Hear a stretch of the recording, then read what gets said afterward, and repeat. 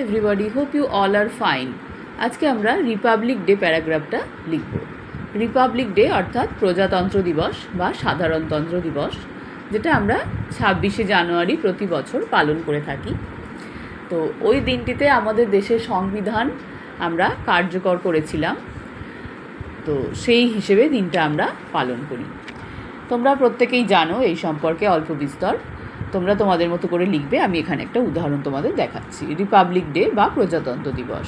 Republic day is our national festival. Republic day হচ্ছে আমাদের একটি জাতীয় উৎসব।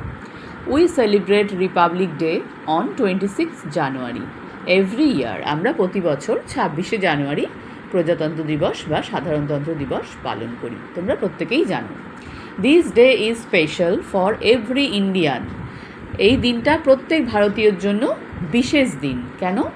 Because we got hour constitution on 26 জানুয়ারি 1950। 1950 সালে 26শে জানুয়ারি আমরা আমাদের কনস্টিটিউশন অর্থাৎ সংবিধান পেয়েছিলাম।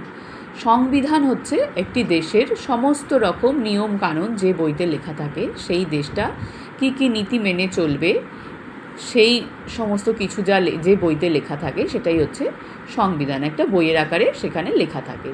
সেই সংবিধান অর্থাৎ আমরা যখন ব্রিটিশ শাসন থেকে বেরিয়ে ভারতীয় হলাম, স্বাধীন ভারতীয় হলাম, তো আমাদের দেশ কিভাবে চলবে, ব্রিটিশ রুলের বাইরে গিয়ে আমাদের নিজেদের যে নিয়মকানুন তৈরি হলো, সেই বইটাই হচ্ছে আমাদের সংবিধান, কনস্টিটিউশন। সেটা আমরা 26শে জানুয়ারি 1950 সালে কার্যকর করেছিলাম। On 29th August 1947, a committee was appointed to make constitution. দেখো, 1947 সালের 29শে আগস্ট, 1947 সালের 15ই আগস্ট আমরা স্বাধীন হয়েছিলাম। তার কয়েকদিন পরে 29শে আগস্ট একটা কমিটি তৈরি করা হয়েছিল কয়েকজনকে নিয়ে। তারা প্রত্যেকেই এক একজন মহান পণ্ডিত ব্যক্তি ছিলেন, যারা এই কনস্টিটিউশনটা লিখেছিলেন। Doctor B.R. Ambedkar was the chairperson of that committee. সেই কমিটির চেয়ারপারসন ছিলেন ডক্টর B.R. আম্বেদকর। তোমরা প্রত্যেকেই চেনো তাকে। তার নেতৃত্বে একটা বড় দল এই সমস্ত নিয়ম কানুন তৈরি করে লিপিবদ্ধ করেছিল। It took about 2 years 11 months to frame Indian constitution. Indian constitution তৈরি করতে কত সময় লেগেছিল? 2 বছর 11 মাস প্রায়। Which came into force on 26 জানুয়ারি 1950। অর্থাৎ সেই 1947 সালে 29শে আগস্ট কমিটি তৈরি হয়েছিল, সংবিধান তারা তৈরি করেছিলেন, নিয়মকানুন বানিয়েছিলেন। তারপর সেটা চালু হয়েছিল 26শে জানুয়ারি 1950 সালে। It is the day when our country become republic. এবং সেটাই হচ্ছে সেই দিন যেদিন আমাদের দেশ রিপাবলিক অর্থাৎ প্রজাতন্ত্র বা সাধারণতন্ত্র রূপে আত্মপ্রকাশ করেছিল। The day is celebrated with flag hoisting, cultural and social activities.